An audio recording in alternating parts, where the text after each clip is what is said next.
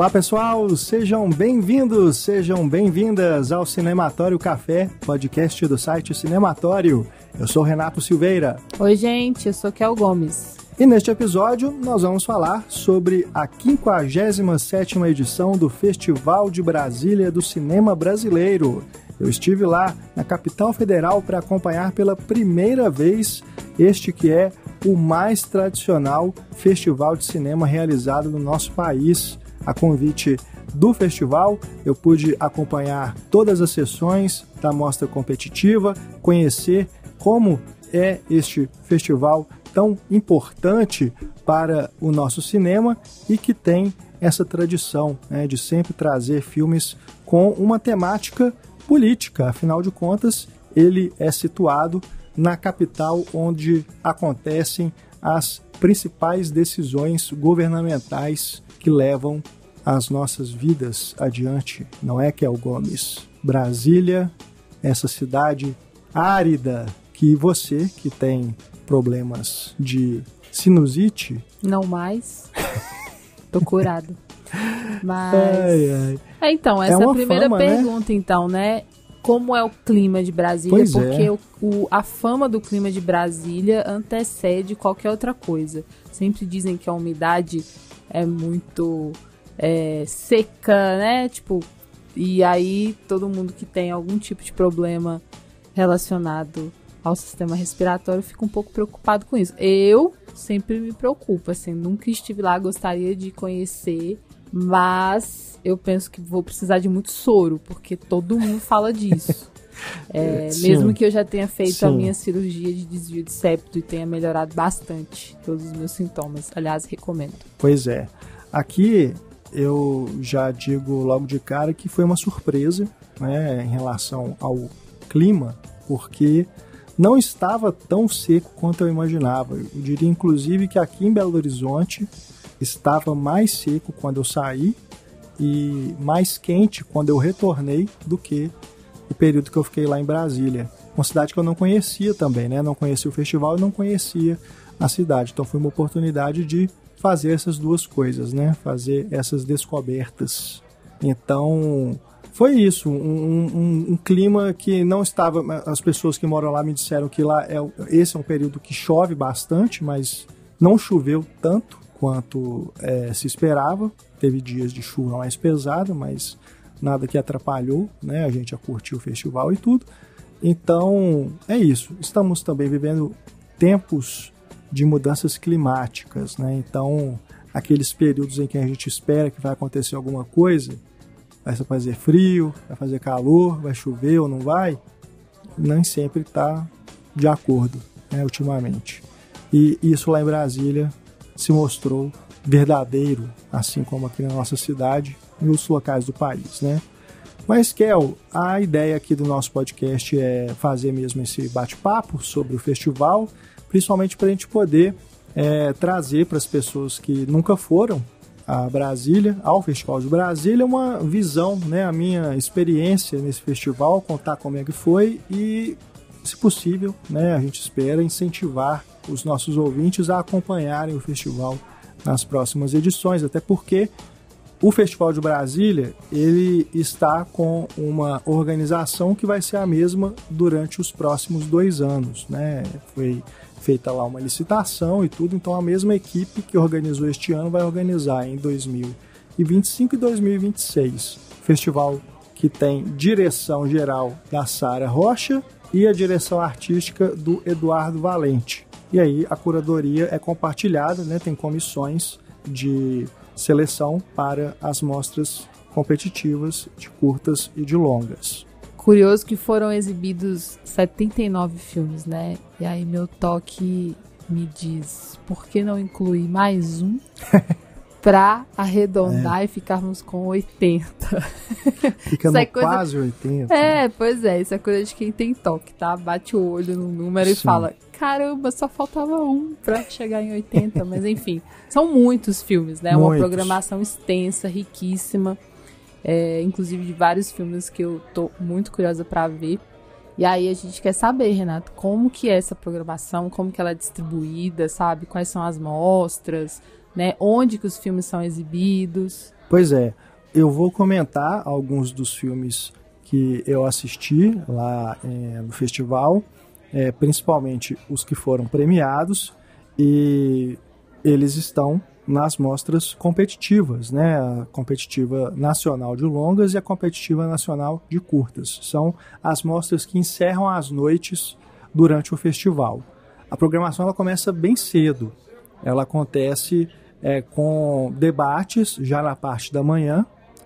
Os debates acontecem tanto no Cine Brasília, que é esse cinema magnífico, né? Depois eu falo um pouco mais sobre o cinema, e também no hotel onde nós estávamos hospedados, né? Nós da imprensa e também convidados do festival. Tinha um anfiteatro lá, né? Uma sala específica para isso, então os debates aconteciam lá também. E aí as exibições dos filmes já começavam logo de manhã, tinha sessões para as crianças, né? Festivais desse porte sempre tem uma programação dedicada ao público infantil, ao público das escolas, né? Turmas de alunos que são convidados para poder acompanhar o festival. Então tinha essa programação infantil e tinha também, já às 3 horas, a programação da Mostra Caleidoscópio, que é uma mostra com produções, vamos dizer assim, de temáticas mais ousadas. Pode ser. Alguns festivais têm essa proposta, né? Vamos pensar, por exemplo, naquele que é a referência para todos, que é o Festival de Cannes. Tem a mostra competitiva e a mostra Um Certo Olhar. Seria mais ou menos Um Certo Olhar de Brasília, essa mostra Caleidoscópio. Eu não consegui, infelizmente, acompanhar essa mostra, né? Tive boas referências dos filmes que foram lá exibidos, principalmente do que ganhou, que se chama Topo. Espero poder ter a oportunidade de assisti-lo em algum momento, mas não consegui lá em Brasília justamente por causa do horário, porque, né, a gente faz um monte de atividades ao mesmo tempo, não dá pra gente ficar vendo um filme atrás do outro, né? Mas eu consegui acompanhar a Mostra Brasília, que acontece já ali no meio da tarde, e que traz os filmes regionais, né, realizados no Distrito Federal, tanto em Brasília quanto nas cidades satélites. Muito legal a Mostra Brasília, tá? Com curtas e longas assim, bem interessantes, bem consistentes. Dá para perceber o quanto que Brasília, o Distrito Federal, né, é um polo de realização cinematográfica que tem desenvolvido cineastas, atores e atrizes muito talentosos, né? Então foi bem legal acompanhar essa mostra. Vocês lá no nosso site, você que está nos ouvindo, no nosso site tem a lista completa dos filmes premiados, para você depois procurar, assistir. No site do Festival de Brasília também tem os detalhes dos filmes que foram exibidos.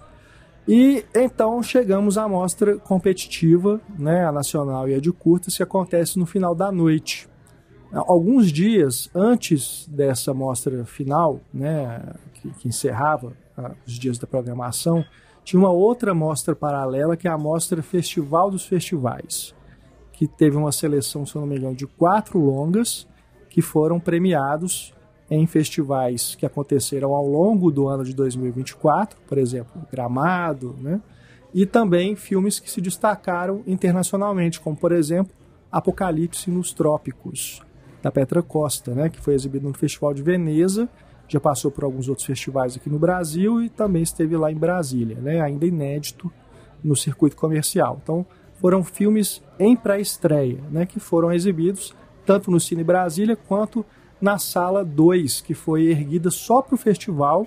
É uma sala erguida numa tenda, né? Para quem já foi no Festival de Tiradentes, né? Na Mostra de Cinema de Tiradentes, tem aquela estrutura, né? Do Cine Tenda, é bem parecido, só que um pouco menor, né? Mas aquela estrutura temporária só para o festival, né? O Cine Brasília tem só uma sala principal, que essa sala é enorme, né? Com capacidade, se não me engano, para 625 lugares, algo assim. Mas um detalhe, Kel, é que as poltronas são gigantes. São poltronas que, sabe, nas salas de cinema normal que tem aquelas poltronas para 2 pessoas, alguns lugares tem poltronas para obesos, né? São poltronas mais largas. As Sim. poltronas todas lá são bem grandes. Então você imagina, se fossem poltronas normais, no tamanho normal, com certeza uma capacidade ali para mais de 1.000 pessoas, né? Então, aqui em Belo Horizonte, por exemplo, o antigo e saudoso Cine Palladium, né, seria semelhante ao que é o Cine Brasília. Uma sala magnífica, som muito bom, projeção, um cinema histórico, né? Então, assim, só de ir lá conhecer essa sala já é uma experiência à parte, né? Assistir a um filme lá é uma experiência bem interessante, e todos os cineastas que subiam ao palco para poder apresentar os filmes falavam do quanto que eles estavam emocionados de estar exibindo o filme ali, né? Justamente pela história desse cinema, pela tradição que ele tem, um cinema que é quase tão velho quanto a própria cidade de Brasília, né? Foi erguido ali no início do funcionamento da cidade. E desde o início do festival, né, que já tem aí 57 anos de história, os filmes são exibidos lá? Eu acredito que sim, talvez possa ter tido alguma outra edição em que o cinema estava fechado para reforma, né, alguma coisa assim, aí aconteceu em outro lugar, né, mas é a sede oficial do Festival de Brasília. E uma coisa bem interessante também é que o professor João Luiz Vieira, que foi homenageado com a medalha Paulo Emílio, né, ele, ao fazer o seu agradecimento lá no palco, ele contou um pouco da história desse cinema e falou que quando ele foi construído, ele tinha a intenção de abrigar um cinerama, que é aquela tela gigante, né, de 3 partes, que ocupa toda o seu campo de visão, né, é o que seria o IMAX hoje. Lá atrás, nos anos 50, 60, em Hollywood, criaram um cinerama com esse objetivo, né, de fazer você ter todo o seu campo de visão coberto pela imagem que está sendo projetada. Em 3 projetores, né, um projetor para cada parte da tela. Só que isso nunca aconteceu, infelizmente. Mas ele fez uma observação que é muito interessante. Se você anda ao redor do Cine Brasília e você percebe como que a estrutura dele é arredondada, você tem a noção de como que era o projeto original, né? Que ele foi erguido nesse formato justamente para abrigar ali essa tela côncava, né? Que é a do cinerama. Então eu fiquei imaginando, né? Viajando, né? Como que seria ver um filme ali em cinerama, imagina. Uma experiência muito única, né? Que seria. Mas é isso, mais um capítulo da história desse cinema. Pois é, tem a experiência, né, de fato, a vivida, e essa experiência do que teria sido, assim, né, da imaginação também. Pois é. Curioso. E por falar ainda na programação, antes de entrar nos filmes, faço também aqui o destaque de um dos debates em que eu tive a oportunidade de participar, que foi no último dia do festival, no sábado, a convite do Guilherme Lobão, né, colega da crítica e também uma das pessoas que trabalha na organização do festival. Ele foi o mediador desse debate sobre a crítica de cinema, né? No último dia do festival são realizados debates setoriais, né? Então tem o debate da curadoria, o debate dos exibidores, o debate da crítica, né? Então eu tive a honra de estar ali acompanhado da Neuza Barbosa e da Yasmine Evaristo. Então a gente pôde ali trocar uma ideia, né, entre nós e também com a plateia sobre os desafios da crítica de cinema. Foi um papo bem legal. Acho que não está gravado, não está registrado no YouTube do festival, mas foi uma conversa bem bacana, bem produtiva, né, para a gente falar sobre as nossas experiências pessoais, né, com a crítica de cinema e sobre os desafios que se colocam para a nossa profissão. Então, fica Nossa, aqui massa mesmo. um abraço, né, mais um abraço, agora virtual, no Lobão, na Neuza e na Yasmine. Foi um prazer enorme estar ali com vocês. Neuza e Yasmine, que eu conheço muito bem, também deixo meu abraço, meu beijo aqui para elas. São referências da crítica de cinema de mulheres aqui no Brasil, sim, tá? A Neuza, que faz um trabalho aí longevo, que é interessantíssimo. né? Nossa. Merece muitas homenagens, inclusive. Com certeza, né? Foi sinceramente, assim, uma honra enorme dividir a mesa ali, né? Do debate com ela. E a Yasmine, maravilhosa, aqui de Minas, que é especialista em terror, tá, gente? Então, conhece demais. É muito bom conversar com as duas. E minha colega de Abracine na diretoria, né? Exato. Eu estou presidente da Abracine, né, nesse momento, Associação Brasileira de Críticos de Cinema, até 2025. E a Yasmine também está na diretoria junto comigo. Sim, inclusive aconteceu, né, uma foto aí de encontro de diretoria. Talvez ela rode esse mundo, tá, gente? Não sei. É verdade, né? Estivemos lá a Flávia Guerra, que é a minha vice-presidente, e também a Carol Lucena, que é de Brasília, né? Foi lá dar um abraço na gente. Ela não pôde acompanhar o festival todo, mas foi muito bom, né? O encontro com os colegas nos festivais é uma das partes mais legais, né? Que você que também gosta de acompanhar os festivais. É um momento que a gente revê as pessoas, né? Conhece outros colegas de outros estados que a gente não tem a oportunidade de estar junto sempre. Então, é tão importante quanto os próprios filmes. Para mim, assim, são esses encontros, né? Em que a gente pode rever todo mundo, conhecer pessoas novas e conversar sobre tudo que a gente vê, né? Então é muito massa mesmo. Amo o festival por conta disso também, né? Dos encontros. Mas os filmes, eles, as grandes estrelas de um festival, né? Então, vamos falar sobre eles? Vamos lá. E eu fiz aqui uma combinação temática ou regional, que seja, de alguns dos filmes que eu quero comentar. Já sei, você fez uma curadoria a partir da curadoria que já teve. Tipo assim, a sua curadoria. Quase isso. Porque qual que é a ideia? É tentar emular um pouco do que é também uma tradição do festival, que é de programar os filmes que dialogam entre si para cada dia. Então, isso foi muito legal de perceber, né? Que os curtas, eles dialogavam com o longa. Eram exibidos 2 curtas da mostra competitiva, mais o longa, né? As sessões eram formadas assim. Em alguns dias, até mesmo os filmes da mostra anterior também dialogavam com os da competitiva principal. Então, muito bacana, né? Muito bacana. Eu imagino a dificuldade também, né, de pensar a programação para combinar um filme com o outro, né? Fazer esses diálogos. Mas é um exercício que eu acredito ser da parte criativa, né, da curadoria, da programação, é um dos mais prazerosos, né? Você vê que deu certo fazer essas combinações, né? E é prazeroso pra gente que assiste também, assim, você identificar essas características curatoriais, né? Eu sempre fico observando isso nos festivais, assim, cada um com a sua personalidade, né?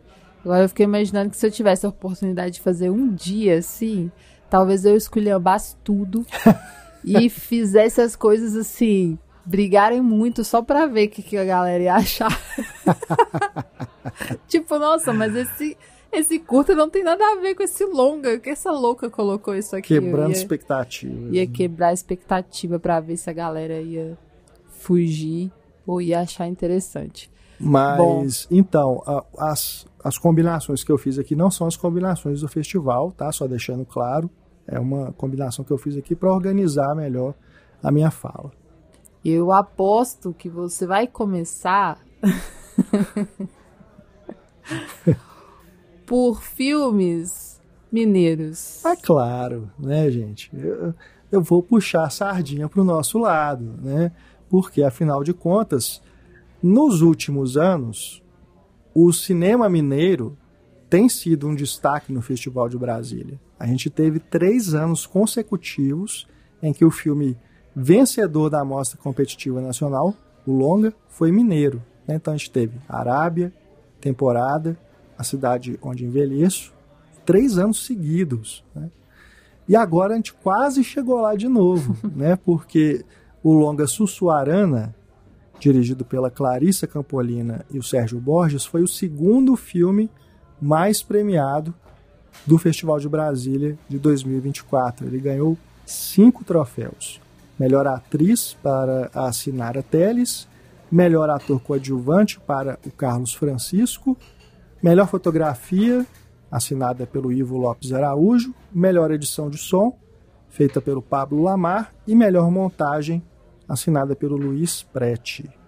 Olha, foi o meu filme, eu diria, meu filme favorito. Eu teria dado o prêmio, o Candango, né, de melhor longa para Sussuarana. Seria meu voto. Mas não foi a escolha do júri, nem o júri oficial, nem o júri popular e nem o júri da crítica. Seria só o júri do Renato. Mas sobre o que é o filme, né? Afinal de contas, vamos falar um pouquinho sobre qual que é a trama de Sussuarana. Esse nome é o nome de um local, uma região que a protagonista, que se chama Dora, vivida pela Sinara Telles, está procurando. É um local que tem uma ligação muito familiar para ela, porque é um local que a mãe dela contava para ela, né? A mãe dela já falecida, então ela está em busca desse local. Aí o filme, como que ele é estruturado? Como um road movie a pé, eu diria, porque a Dora, ela é uma mulher que trabalha em diversos tipos de empregos, mas ela não chega a ser uma andarilha, mas ela está sempre em busca de algo diferente na vida, né? Buscando um rumo na vida. E não à toa ela é acompanhada por um cão que se chama Encrenca. É um cão que a acompanha nessa jornada, mas ele não é, como é que eu vou dizer, um cão qualquer. Ele é como se fosse uma entidade, sabe? É um cão que está ali, ele surge, desaparece, sabe? Então não necessariamente ele está, por exemplo, quando ela pega uma carona, ele pega o carona junto com ela. Depois que ela desce em outro lugar, o cão vai aparecer lá. Tem algo de misterioso nele. Você não sabe exatamente de onde vem, para onde foi, quando vai aparecer, mas ele é um companheiro. Isso. Popularmente conhecido hoje como caramelo, mas eu acredito que ali é uma raça mestiça, seria... Eu me lembrei de um labrador, mas eu acredito que não chega a ser um labrador, mas tem alguma coisa de labrador ali. No Encrenca, se eu não me engano, é a Encrenca. É fêmea. Uma cadela, E, olha, eu esperava que o júri fosse dar um prêmio para ela, mas não deu. Então, eu faço aqui no podcast a entrega do prêmio Candango para a Encrenca. Pô, perderam a oportunidade de fazer isso, pois caramba. Tem o Palma Dog. Exato. Puxa vida, né? Nossa. Fica aqui a sugestão para as próximas edições do Festival de Brasília de criarem o Candango, né? Para melhor interpretação canina, né?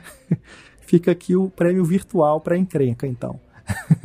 Mas que é uma coisa que é muito legal desse filme, é porque ele tem essa coisa do road movie, da busca, né, da jornada de transformação dessa personagem que atravessa ali o estado, o que me fez lembrar de Arábia, né? Eu acho que é um filme que faz uma boa sessão dupla com a Arábia, que também tem esse personagem que vai transitando pelo estado em diversos tipos de emprego, né?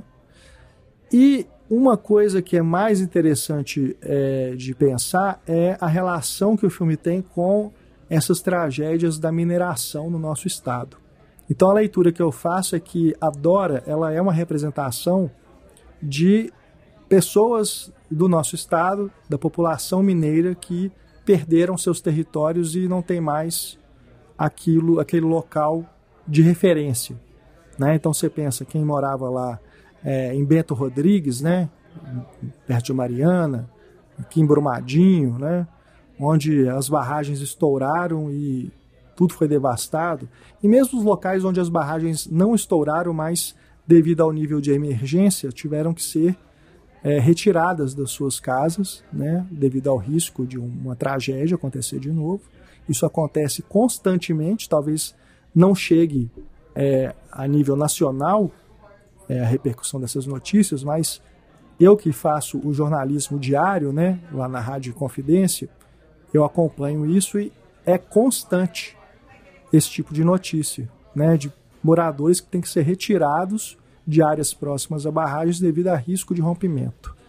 Então eu fiquei pensando muito nisso, sabe? Adora ser uma representação desses moradores, desses mineiros que perderam seus territórios e estão em busca desse lugar que não existe mais, né? Não tem mais onde firmar o pé, né? Então isso foi tirado da gente, né, enquanto mineiros, né, por empresas que fazem essa exploração irresponsável do solo. E eu fiquei pensando muito nisso, sabe? Então é um filme que faz a gente refletir também sobre essas questões, né, que estão sempre aqui no nosso imaginário, né, desde que aconteceram as primeiras tragédias aí, 2015, né, e 2019, né, Brumadinho. 2015 Mariana, 2019 Brumadinho. Enfim, filme é muito bom mesmo. Eu acho que você vai gostar muito. Você gosta muito do cinema da Clarissa, né? Amo, então, sou fã. Eu acho que você vai curtir. Até daqueles que a galera às vezes fala que não gostou tanto, e eu gosto muito, assim. O último que eu vi foi Enquanto Estamos Aqui. Isso, e teve também Canção ao Longe. Ah, sim, foi, né? o mais recente, Canção ao Longe, que a gente viu na Mostra de Tiradentes. Isso. Que é muito bom também. Direção só dela, né? Aqui ela divide com o Sérgio Borges, que é outro cineasta formidável, né? O Céu sobre os Ombros, A Torre, então uma combinação aí muito boa, né? Dos dois para fazer esse filme que tem, inclusive, tenho que deixar aqui um abraço pro Carlos Francisco, ator de Marte 1, Bacurau, e que está aqui e foi premiado mais uma vez, né, como ator coadjuvante. Assim, um cara que eu sempre admirei, que eu pude conhecer pessoalmente em Tiradentes este ano.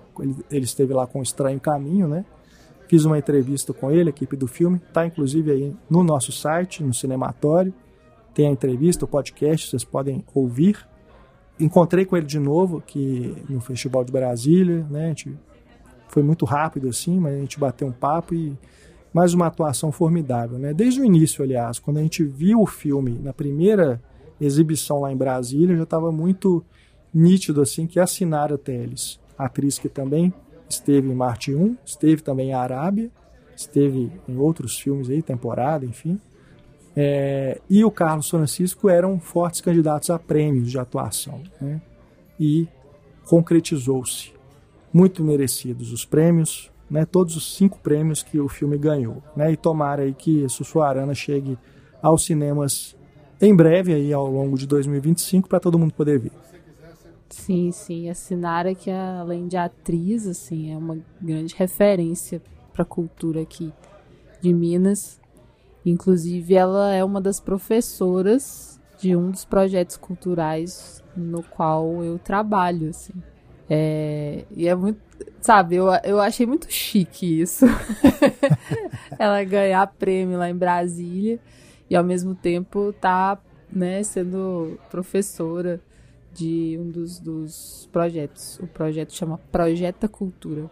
Bem legal, assim. Leva curso de...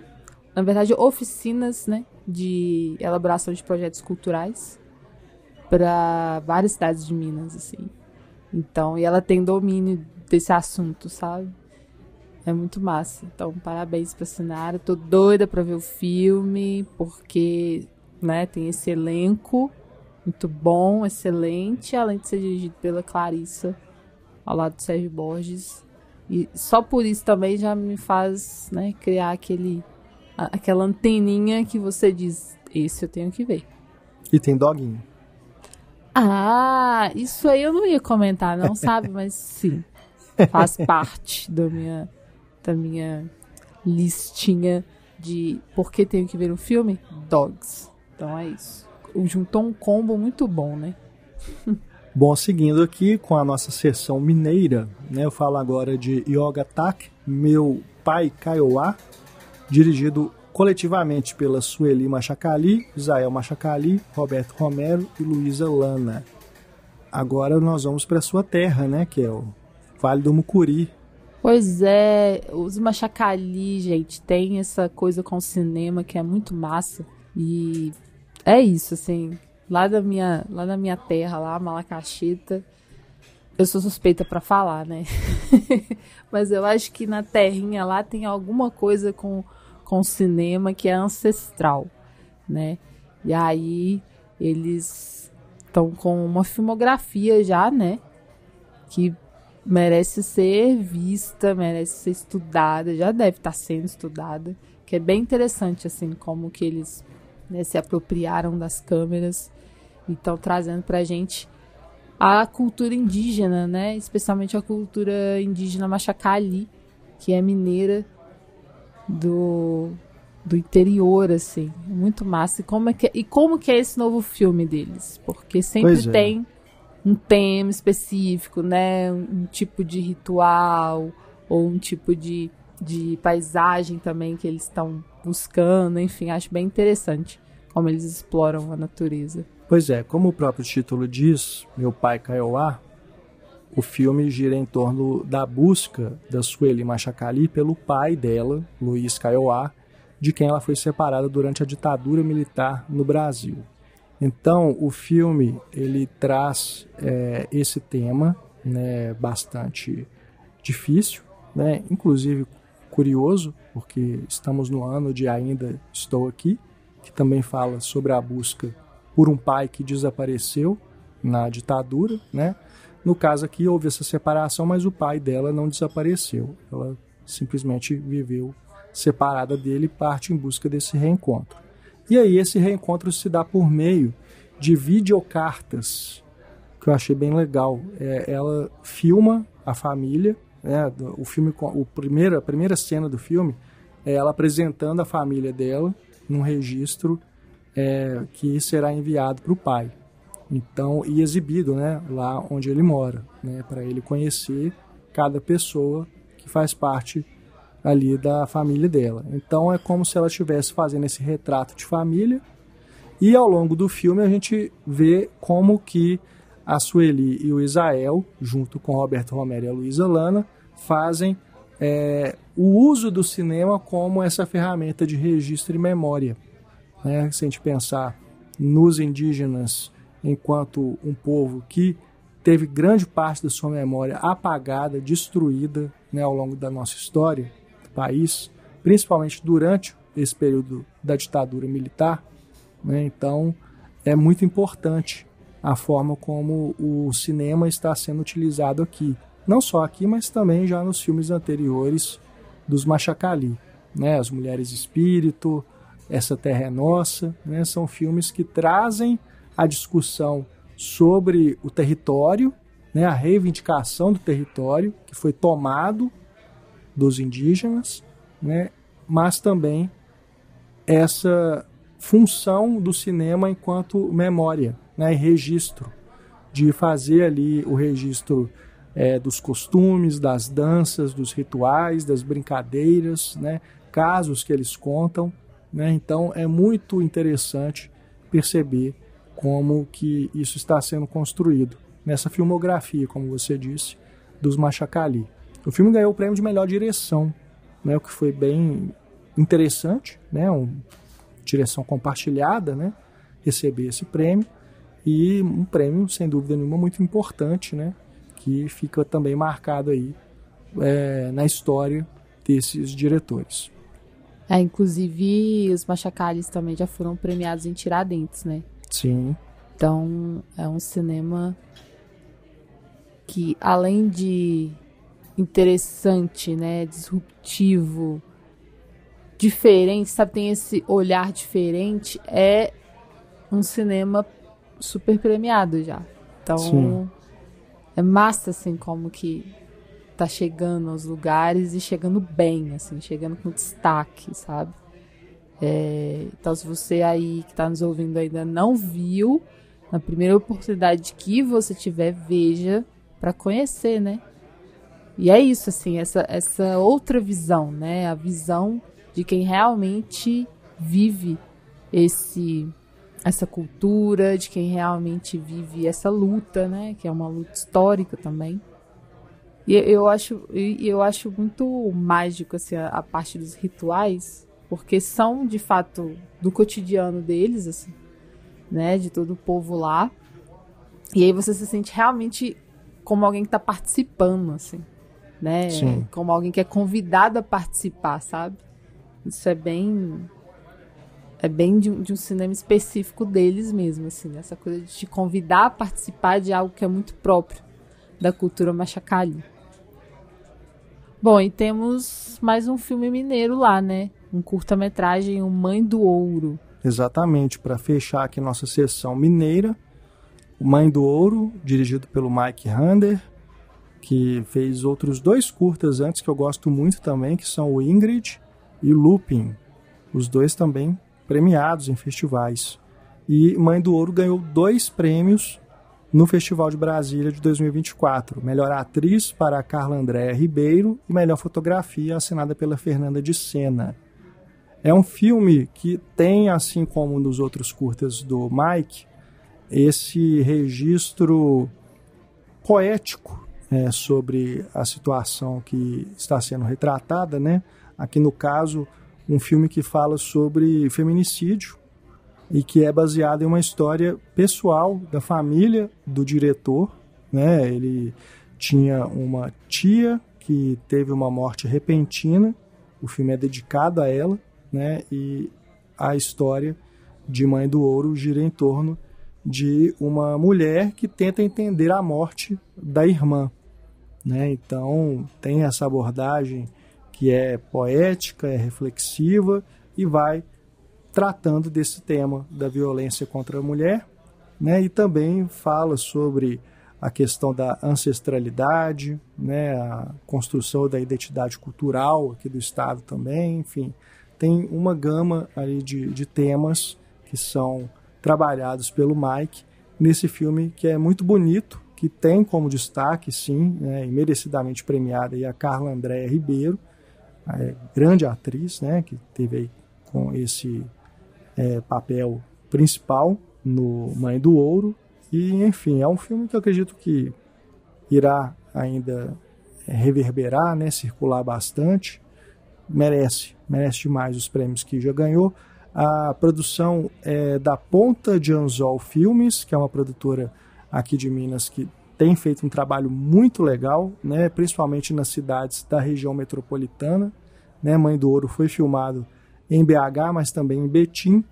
Inclusive o curta anterior da produtora, Ramal, dirigido pelo Igor Gomes, foi filmado em Sabará, né, que é outra cidade próxima aqui de BH. Então, um trabalho bem bacana, né, de filmar nas periferias aqui da região metropolitana e levar esse cinema aí pro Brasil todo, né, conhecer. Muito bacana. Mãe do Ouro, então, fechando aqui a nossa trilogia mineira no Festival de Brasília, né, trilogia premiada, né, todos os filmes aí trazendo troféus aqui para Minas. O Mãe do Ouro também tem o destaque da Fernanda de Sena, né, diretora Sim. de fotografia. Ela, inclusive, foi a primeira ganhadora do troféu Helena Inês, lá no festival. Lá na Mostra de Tiradentes, na primeira Sim. edição, eu me lembro que foi ela quem ganhou, por Baronesa na época. E realmente, assim, ela tem um trabalho muito massa. Muito talentosa, né? Todos aqui, né, que trabalharam em Mãe do Ouro, muito talentosos, muito dedicados, né? Um abraço, inclusive, para o Jackson Dias, que é produtor, né, e um dos sócios da Ponta de Anzol, para o Igor também, que estava lá e também trabalhou no filme. Muito bacana. Bom, depois dos filmes mineiros, eu acho que a gente merece ouvir sobre o grande vencedor, né, que é o Salomé. Exatamente, né? Produção de Pernambuco, dirigida pelo André Antônio, um filme que levou para casa 8 troféus. 8 troféus. Depois da premiação, da cerimônia, lá no festival tem um espaço do lado da sala de cinema que tem umas barraquinhas, né, com comida, bebida e tudo para o pessoal interagir, toca música também, tem os DJs lá. E aí o pessoal do filme tava numa mesinha com todos os troféus ali reunidos, né? Aí estão a dimensão de ver quantos, né, prêmios que eles levaram. Então ganhou melhor longa pelos júris oficial, popular e da crítica. Olha só, gabaritou, né? Melhor longa Três pelos possibilidades. Melhor atriz coadjuvante para Renata Carvalho. Melhor roteiro, assinado pelo André Antônio, diretor. Direção de arte, assinada pela Maíra Mesquita. E trilha sonora do Matheus Alves e o Piero Bianchi. Kel, é um filme, esse também eu acho que você vai curtir bastante, porque ele tem uma aura de estranheza, de mistério, que eu o classificaria como um filme kit gótico noir. Gostei. Já gostei. O que acontece? Vamos falar um pouquinho da trama para as pessoas se situarem. Né? A protagonista é a Cecília, vivida pela Aura do Nascimento, que é uma jovem modelo de sucesso que retorna a Recife, cidade natal dela, para passar o Natal com a mãe, vivida pela Renata de Carvalho. E aí um dia ela reencontra um vizinho que ela não via há muito tempo, o João, interpretado pelo Felipe Cisernando, e ele mostra para ela um frasco misterioso com uma substância verde. A gente está no ano de A Substância, né? Então... E no ano de Brett. Mas as coincidências param aí, né? Essa substância do Salomé, né? Ele vai gerar outros tipos de efeitos nos personagens. E aí, essa relação dos dois, né, a Cecília e o João, vai ficando cada vez mais intensa e levando a um mistério cada vez maior. E aí o filme vai transitando entre gêneros, inclusive o cinema fantástico. Vou parar por aqui nas descrições para não dar spoiler. Mas é um filme que nos seduz por essa aura toda de estranheza, esse mistério cada vez mais envolvente, né? As coisas vão acontecendo. Tenho alguns problemas de ritmo com o filme. Acho que algumas cenas prolongam, mas talvez seja só uma percepção minha, né? Um incômodo meu. Mas eu gostei muito, assim, no geral, achei que é um filme, sabe, que é muito envolvente. E uma coisa muito importante também é que a questão de gênero, porque as duas atrizes principais são mulheres trans, a questão de gênero não é uma questão temática, é uma questão estética, né? Então, todo esse trabalho de direção de arte, de trilha sonora, tudo, ele dialoga com o universo LGBTQIA+.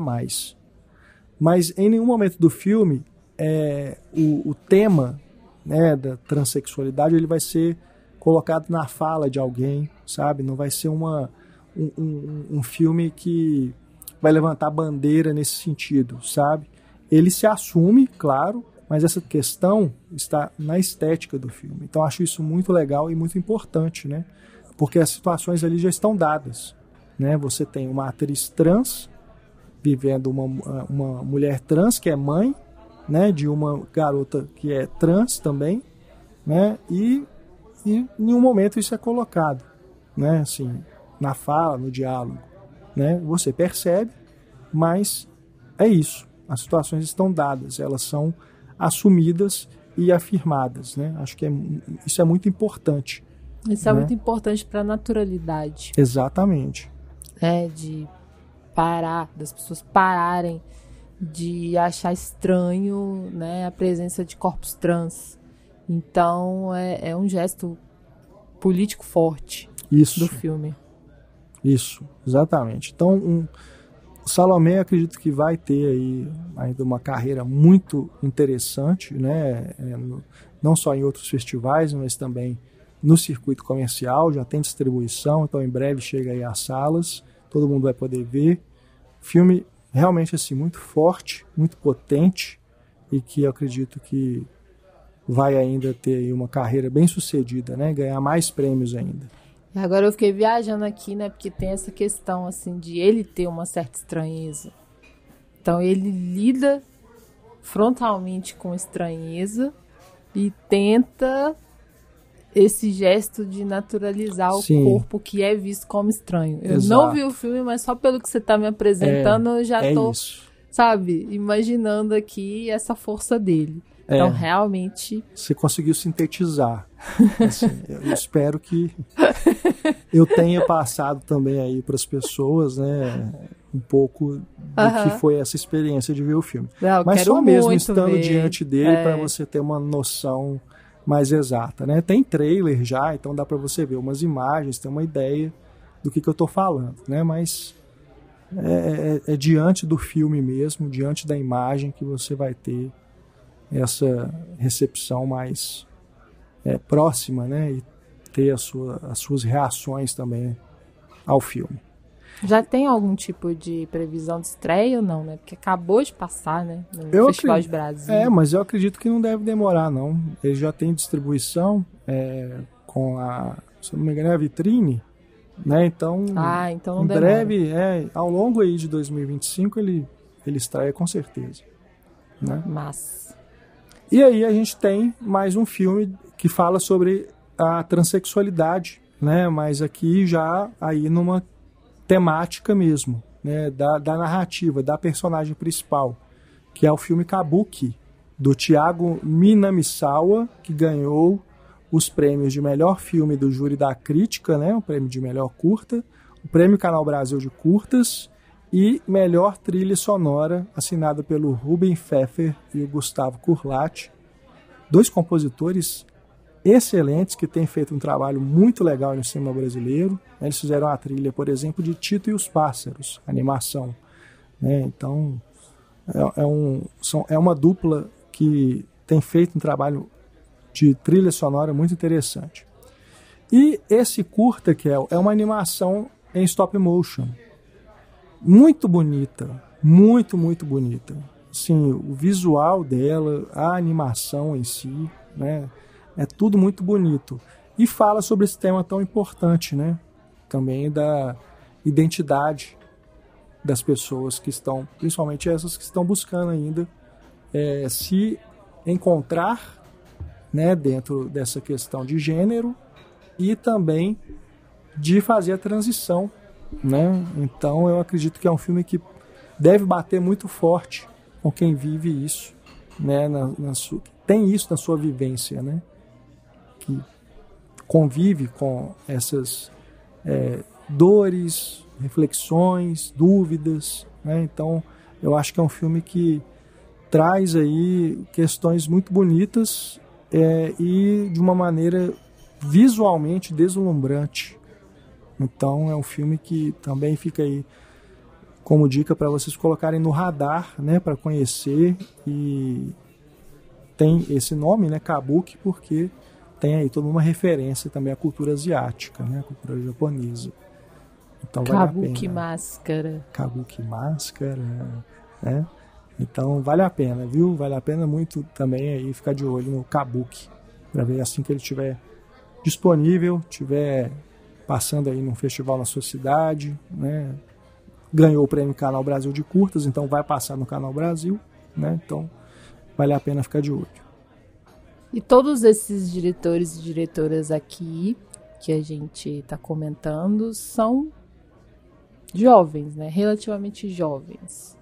Digamos que é uma história recente do cinema brasileiro, assim, né? Por mais que, por exemplo, a Clarissa tem uma filmografia também que é mais extensa, né? Mas o Festival de Brasília desse ano teve uma exibição muito especial, que é de um veterano, o Rui Guerra. Como que foi essa sessão lá? Porque eu imagino que deve ter criado uma grande expectativa. Então, só para contextualizar, gente, melhor, foi a exibição de A Fúria. É a conclusão de uma trilogia do Rui Guerra, que tem Os Fuzis, de 64, e A Queda, de 77. Então eu fiquei imaginando esse espaço de tempo entre os filmes também, sabe? Quanto que se torna uma trilogia muito singular por conta disso também, né? O terceiro filme vindo depois de tanto tempo do segundo. Então conta pra gente como é que foi a expectativa, como é que foi a sessão. Nossa, foi sessão realmente histórica, né? A hora que o Rui subiu ao palco para apresentar o filme, todo mundo se levantou para aplaudi-lo, né? E nossa, foi isso, né? Uma oportunidade sem igual, né? De você estar diante de um novo trabalho de um diretor que já está aí há tanto tempo, né? Fazendo cinema, né? Que esteve nesses momentos tão distintos, né? Da nossa filmografia, né? Anos 60, anos 70, continuou trabalhando aí no período em que houve a quase paralisação do cinema no Brasil, né? Depois, quando voltou, ele voltou a fazer filmes também, tem feito, né? Com uma frequência assim, exemplar, né? Porque ele tem concorrido a prêmios em festivais, ele participou no Festival de Gramado recentemente, também com um trabalho novo, e apresenta agora A Fúria, que é um filme, olha, eu sei pelos comentários, né, conversas lá com colegas que assistiram também, não é um filme que agrada todo mundo, não. Mas você diria que é divisivo, assim? Divisivo. Tipo que ou você gosta muito, ou Exato. você vai gostar nada. Exato, eu acho que é isso. Ele ganhou o prêmio especial do júri, até como uma forma de homenagem, né, ao Rui Guerra, que estava ali participando da competição com esse novo trabalho. Mas é isso, é um filme que eu diria divisivo, tal qual, vamos dizer, Megalópolis, do Francis Ford Coppola. Acho que é um bom paralelo que a gente pode traçar. Filme feito por um cineasta veterano, trazendo aí um projeto que há muito tempo ele queria realizar, né, e pôde finalmente concluir isso. E aqui o Rui concluindo essa trilogia, né, e agora falando de um assunto que nós acabamos de, aliás, nós ainda estamos vivendo, né, que é essa ascensão da extrema-direita. Então você pensa, nós tivemos os fuzis em 64, ano do golpe militar, a queda em 77, né, já ali depois de bastante tempo de ditadura, né, já caminhando para o final desse período do regime militar, e agora, em 2024, nós acabamos de sair de uma nova era de trevas, né, em que tivemos agora revelada aí pelas investigações da Polícia Federal um novo plano de golpe de Estado que estava em curso, né, em 2022. Então você imagina, né, são filmes que estão em diálogo direto com os tempos que estamos vivendo. Aqui o Nelson Xavier não participa, né, ele que interpretou o protagonista Mário nos filmes anteriores, porque infelizmente perdemos o Nelson Xavier, né? Mas o personagem volta, agora interpretado pelo Ricardo Blatt, e ele volta literalmente dos mortos. Ele sai debaixo da terra para poder se vingar daqueles que, né, foram seus algozes. Aí nós temos o Lima Duarte de volta, interpretando o mesmo personagem, o Salatiel. Temos o Daniel Filho, que também participou dos filmes anteriores. E aí a gente vai ter novos atores e atrizes vivendo outros personagens, como por exemplo a Grace Passou, Simone Spoladori, né, grande elenco, hein? Lux Negri, né? Merecia um prêmio de elenco aí também, hein? Tem também um ator indígena, que é o Urutau, né? Então, assim, é um filme que vai falar dessas questões mais contemporâneas da política, né? Tem, inclusive, uma paródia do Bolsonaro, um ator, como se fosse um sósia do Bolsonaro no filme, para você ter uma ideia de como que ele está falando diretamente das questões que a gente está vivendo, né? Só que, assim, é um filme, como é que eu vou dizer? Ele tem essa verve de experimentalismo que a gente encontrava lá no cinema marginal, sabe? Só que feito hoje. Então você tem a filmagem muito próxima dos atores, com uma lente que distorce o rosto, sabe? o cenário todo escuro, como se fosse num palco de teatro, com alguns elementos aqui e ali, né? Intervenções nessa imagem. Então é um filme que ele está o tempo todo assim, mexendo com você, com as suas sensações esteticamente, e ao mesmo tempo trabalhando essas questões. Aí o problema que eu encontro no filme é mais na abordagem desses temas do que na forma. Pra mim tá ok. É o Rui Guerra ali filmando do jeito que ele quer, fazendo essa loucura, meio que o filme é meio que um delírio, sabe? A Luciana Mazzotti, a gente esqueceu de falar, assina a co-direção junto com o Rui Guerra, tá? Então os dois trabalhando ali, sabe, num clima assim meio de delírio mesmo. Isso eu gosto muito, mas eu acho que alguns temas acabam ficando ali meio soltos, sabe? Então, por exemplo, a questão indígena, a questão da ascensão das igrejas evangélicas na política, sabe? A presença ali, a interferência, né, da religião na política, a questão das mulheres, né, na política também. Então, assim, tem algumas questões que não são tão bem trabalhadas. Porque será? Tem muitas questões. Eu aí. acho que sim. Algo que o Megalópolis que você citou também tem um certo problema, né, de querer abranger. Eu acho que é por aí. Eu acho que é por aí. Então, mas é isso, gente. Sabe, um filme de um cineasta como o Rui Guerra é para ser visto assim e digerido aos poucos. E celebrado também, né? E celebrado. Então, assim, eu saí da sessão bem impressionado e continuei pensando no filme e, sabe, refletindo sobre algumas questões que eu achei muito interessantes que foram colocadas ali na tela, né? Então, talvez numa revisão até essas coisas que ficaram meio soltas, elas se encaixem melhor, né? Eu acho que isso de um filme para ser digerido é algo interessante, assim, né? Exatamente porque se traz todos esses temas, essas camadas. Às vezes, quando você volta a ele, né, em outro ambiente, em outro tempo, ele vai... como é que se diz quando tem aquela... Sabe? Quando assenta, sabe? Melhor. Sim. Assenta melhor. As coisas vão se encaixando, assim. E é isso, foi exibido no último dia do festival. Pois ainda tem todo isso, mundo já né? tá cansado. Foi o filme de encerramento. É um filme difícil, né? Peraí, foi o filme de encerramento ou foi o fechamento da mostra competitiva? Fechamento da competitiva. Ah, tá. O filme de encerramento foi outro. Foi outro. Que ele tava concorrendo. Então, assim, tem essas questões que a gente tem que levar em conta também, né? Sim. Não, tem que ser visto. Eu quero muito ver. Tô muito curiosa. Dos filmes recentes do Rui Guerra, tem que ver a trilogia, mais. Tem que fazer essa sessão tripla. Com certeza, recomendo, né?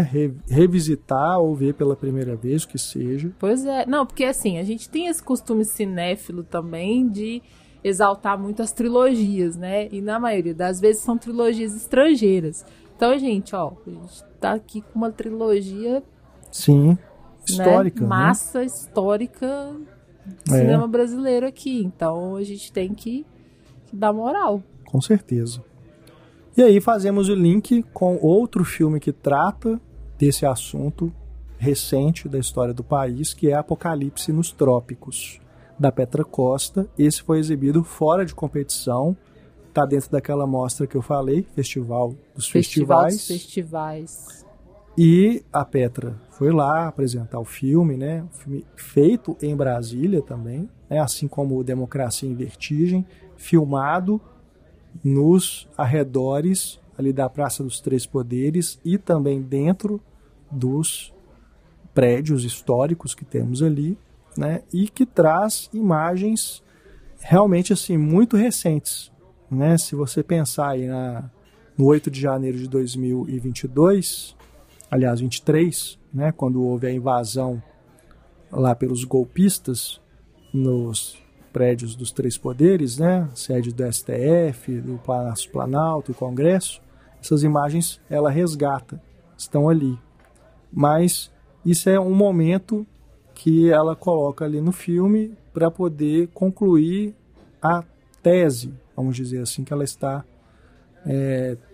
desenvolvendo desde o início, que está relacionada a essa interferência da religião na política. Então, o que a Petra faz aqui? Diferente do Democracia em Vertigem, que é um filme que tem uma visão mais pessoal dela, né, sobre os eventos que levaram ao golpe parlamentar contra a presidenta Dilma, aqui ela vai fazer um trabalho mais de pesquisa e com um texto, mais uma vez, muito bem escrito, né, e narrado por ela, né? Então a gente tem a voz da Petra ao longo de todo o filme, assim como Democracia em Vertigem, mas aqui ela vai trazendo dados históricos, informações, entrevistas, né? Ele é menos ensaístico nesse sentido do que o filme anterior, né? Mas também tem esse caráter de um ensaio visual, porque ela vai fazendo os links, né? Então é muito interessante nesse sentido. Então é um filme, Kel, que diante do que a gente viveu nesses últimos anos na política aqui no Brasil, ele acaba sendo uma mistura de comédia e terror. Terror, porque, né, não preciso nem explicar, a gente viveu isso, né, no nosso cotidiano, questão da pandemia, né, todos os desmandos que aconteceram durante o governo do Bolsonaro, a destruição da área cultural, né, todas as questões, né, que ele e os seus comparsas fizeram questão de minar, né, questão climática, enfim, toda a destruição que foi deixada aí, né, durante os 4 anos em que ele esteve no poder, né, e também pegar um pouquinho antes aí, né, o governo do Temer, né, que levou a isso. E a comédia porque tem um certo deboche em algumas imagens que ela traz, mas não porque ela está tentando fazer aquilo ser engraçado, é porque acaba sendo engraçado pelo ridículo mesmo daquelas pessoas e daquelas situações. Então você pega o Silas Malafaia, que seria o personagem principal, porque ele é colocado ali como a pessoa que influenciou principalmente o Bolsonaro a se tornar um candidato, né, a se eleger e tudo mais, foi um dos apoiadores mais ferrenhos, né, principalmente dentro das igrejas, dentro ali de onde ele fazia as suas pregações, né, também nos bastidores da política e tudo. Então ele é colocado ali em algumas situações em que ele tem falas que são patéticas, né? O próprio Bolsonaro também tem cenas em que ele tem umas falas, aliás, é muito impressionante o acesso que a Petra teve a essas pessoas, né, de fazer entrevistas assim, tete a tete com eles. É uma coisa impressionante mesmo. Tem falas que são assim, essas pessoas se colocam no papel do ridículo. Então a comédia ela surge quase que involuntariamente por isso, sabe? Então tem momentos do filme que você ri por causa disso e outros que você fica com aquela sensação pesada, né, de reviver tudo que a gente passou, né? E ao mesmo tempo, aí a parte mais interessante do filme para mim, que é essa pesquisa que ela faz sobre a leitura da Bíblia que essas pessoas fizeram para poder colocar esse delírio, essa fantasia de que Bolsonaro é um Messias, de que veio para salvar o Brasil da destruição que estava vivendo, né?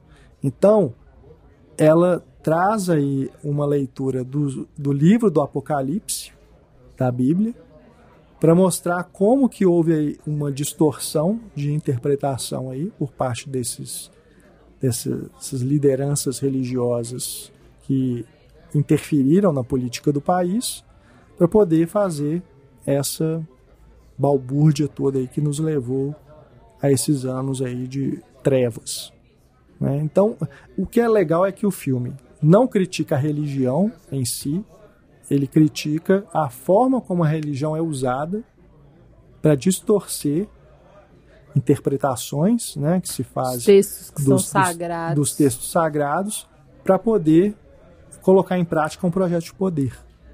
E um projeto de poder extremamente nocivo, né? Exato. Que direta e indiretamente levou à morte de tantas pessoas, né?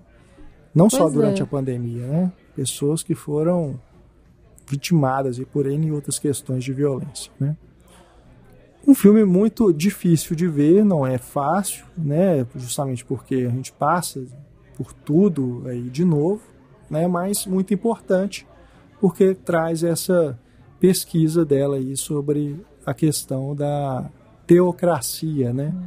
De como que mostra a importância do Estado ser laico, Exato, né? Exatamente. Uma coisa básica da democracia, assim, é isso. E aqui a gente nunca viveu isso, né? Um Estado laico, verdadeiramente. Plenamente não, né? A religião tá sempre ali. De uma forma ou de outra, né? De um lado ou de outro.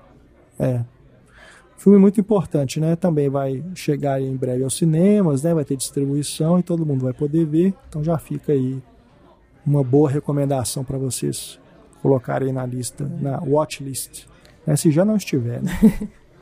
Bom, para a gente fechar aqui o podcast, vou comentar sobre mais 2 filmes, né? Os 2 últimos aqui que faltaram da mostra competitiva de longas. O primeiro deles é Pacto da Viola, dirigido pelo Guilherme Bacalhau, que tem o Wellington Abreu como protagonista. Ele ganhou o prêmio de melhor ator. Ele interpreta Alex, que é um músico sertanejo que não teve aí muito sucesso na carreira, e volta para casa, volta para a sua cidade para ter aí um contato de novo com o pai, o Lázaro, que esse sim foi um músico habilidoso, né, e que foi a inspiração principal aí para o protagonista. É um filme que tem essa trama de retorno à terra natal, né? Olha só como que tem vários filmes, né, de busca por origens, né, nesse Festival de Brasília. Falei de Sussuarana, o próprio filme dos Machacali, né, esse aqui também. Então o Salomé, né, é uma personagem que volta para casa também, né, volta para sua cidade natal. Interessante, né? E é um tema que eu sempre gosto muito também de ver, né? Vários filmes que tratam assim, desse retorno para casa, né? Sempre buscam aí quase que uma jornada também de autodescoberta dos seus personagens. Aqui não é diferente porque o personagem principal, ele acaba tendo ali contato com uma lenda, uma superstição ali do interior, do sertão, né, que trata de um pacto para que ele possa aí eventualmente se tornar um músico famoso. Então o filme vai lidar com a razão versus tradição, ciência versus crença, né? Então peraí, tipo o pacto que no mundo pop sempre... Pacto faustiano. Pois é, no mundo pop sempre brincam com isso, né? Que a pessoa fez um pacto com o diabo. Cramunhão. Tem vários nomes, né? Mas é isso. É um filme que vai lidar com isso e é um drama, né? Que mais interiorano mesmo, um drama sertanejo, né? E que tem aí como destaque a boa atuação do Wellington Abreu, né? Vivendo esse músico sertanejo fracassado que é o Alex. É um filme também que lida aí com o interior, com a cultura do interior, que é um tema que eu acho que você sempre também gosta de ver representado nas telas, né? Né? Faz parte das minhas raízes. Então, o tema de interior sempre me interessa, assim. Quando é representado sem estereótipos, sem exorcização, obviamente, né? Quando tem essa proximidade real, assim, né? Sim. Esse interesse genuíno pelo que é o interior, sabe? Porque também tá cheio de representações estereotipadas por aí sobre o interior, né? Aqui você vai encontrar isso, sim, um interesse genuíno, né? Não tem um estereótipo nem nada, não.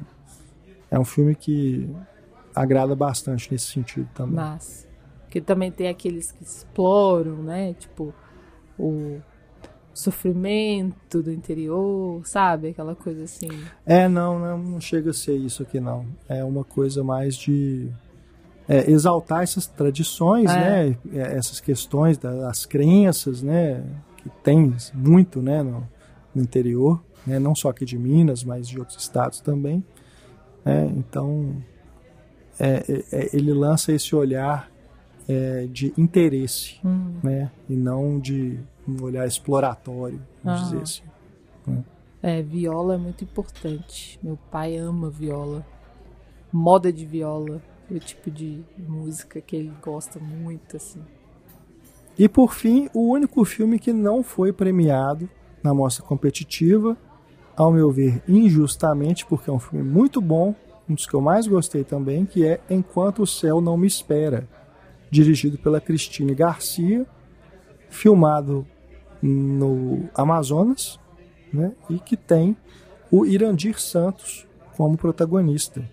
Ele que vive um agricultor que luta para permanecer com a família em um sítio, apesar das dificuldades locais, porque a cheia do rio dificulta a permanência, né, ali onde eles não só vivem, mas também trabalham, né, e sobrevivem.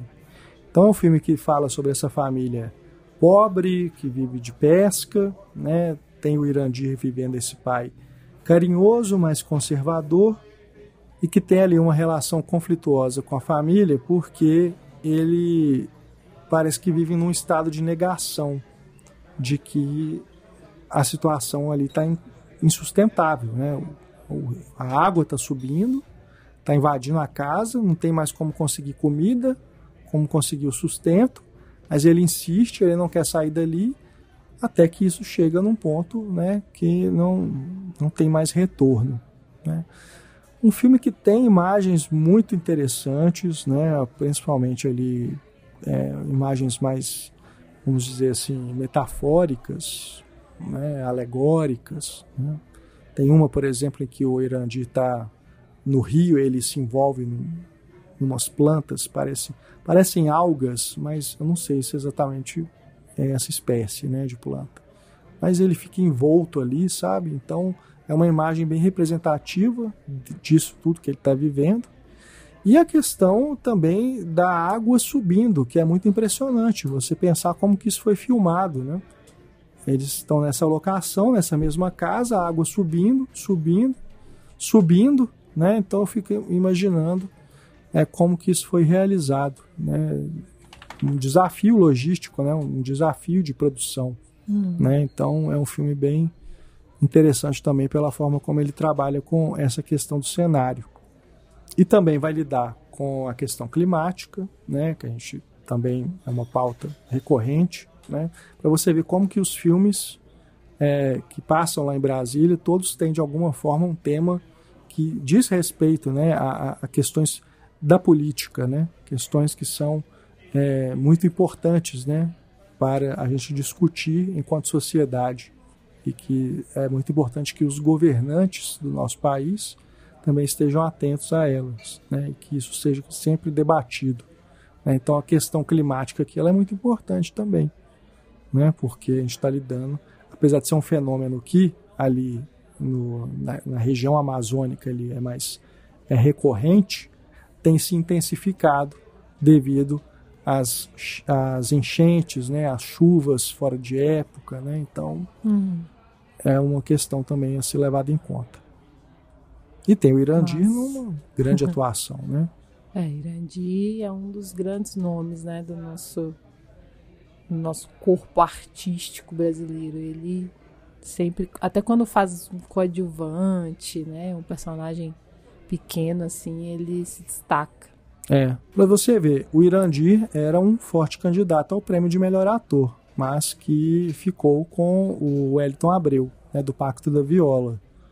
né? Mas também acho que o Irandir não vai ficar chateado de não ter ganhado um prêmio, já que ele tem tantos em casa, né? Mas ele está numa atuação também muito boa e digna de premiações, né? Mantém aí o seu talento, né? Sempre, né? Um ator muito versátil, né? E que sempre traz aí personagens muito fortes, né?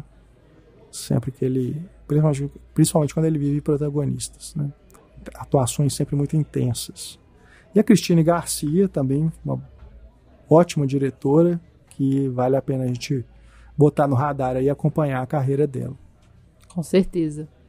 Ela é desses nomes assim também que sempre, quando a gente vê lá assim, direção D, você já presta mais atenção também, porque é uma pessoa que tem construído uma carreira super interessante.